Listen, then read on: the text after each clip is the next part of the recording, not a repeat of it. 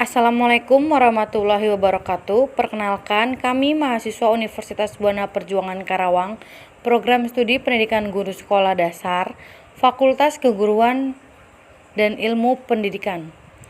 Di sini kami akan menjelaskan tentang kesadaran, wawasan, dan dampak globalisasi. Sebelumnya, perkenalkan, nama saya Rizka Puri Astuti dan ada teman saya Intan Febrianti serta Jainuddin. Untuk slide pertama akan dijelaskan oleh saya sendiri, yaitu ada unsur dalam perspektif global. Yang pertama adalah kesadaran global. Kesadaran adalah pengakuan diri yang muncul dari dalam diri sebagai cetusan nurani. Kesadaran adalah kemampuan untuk melihat diri sendiri sebagaimana orang lain dapat melihatnya. Selanjutnya adalah wawasan global.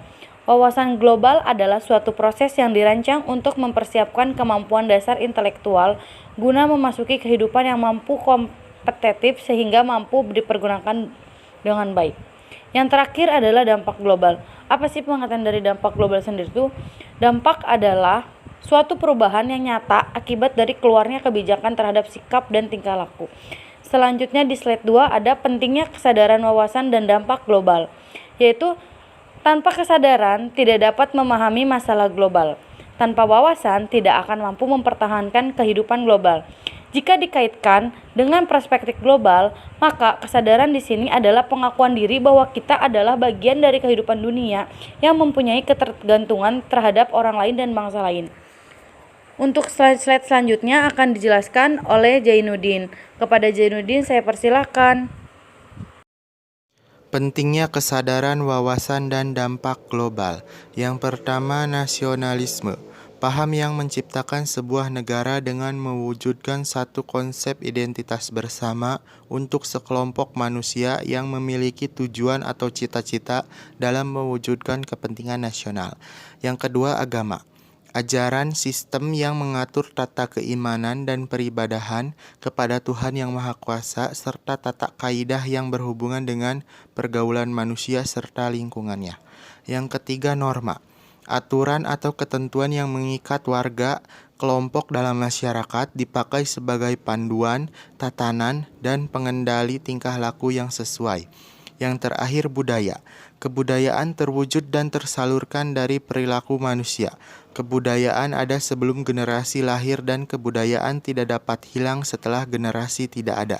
Jadi, kebudayaan mencakup aturan yang memberikan kewajiban. Selanjutnya, cara efektif untuk mengaktifkan wawasan global adalah dengan pendidikan. Melalui pendidikan, manusia dapat mengembangkan yang pertama, kemampuan mengantisipasi, yang kedua, mengerti dan mengatasi masalah, yang ketiga, mengakomodasi perkembangan iptek, yang keempat, mengorientasikan sikap, nilai, dan wawasan. Mewaspadai dampak iptek. Yang pertama, menguasai ilmu pengetahuan dan teknologi, yang kedua, memahami pesan yang ada dalam internet, dan yang ketiga, memanfaatkan pertemuan ilmiah untuk memahami informasi tersebut. Dampak positif globalisasi dalam bidang pendidikan yaitu mempermudah mengakses informasi dari seluruh penjuru dunia. Kemudian dalam bidang budaya, munculnya keinginan untuk meningkatkan kualitas diri di kalangan masyarakat. Dalam bidang ekonomi, yaitu satu, peluang usaha internasional menjadi terbuka lebar. Yang kedua, munculnya pusat-pusat perbelanjaan modern. Dan dalam bidang politik, ada satu, mempermudah hubungan kerja sama antara negara. Dua, meningkatkan hubungan diplomasi untuk menciptakan kedamaian dunia. Dampak negatif globalisasi dalam bidang pendidikan yaitu hilangnya kebudayaan lokal seperti belajar bersama. Dalam bidang budaya yaitu mudah terpengaruh oleh budaya barat. Dalam bidang ekonomi yaitu satu, pasar nasional akan dikuasai barang-barang impor. Yang kedua, masuknya tenaga kerja asing yang mendominasi tenaga kerja lokal. Sedangkan dalam bidang politik yaitu ada satu, masuknya ideologi asing ke sebuah negara. Kedua, lunturnya rasa nasionalisme. Kemudian ada sikap yang harus dilakukan dalam menghadapi dampak globalisasi. 1. Meningkatkan keimanan dan ketakwaan kepada Tuhan Yang Maha Esa. 2. Giat meningkatkan kerjasama dengan negara lain.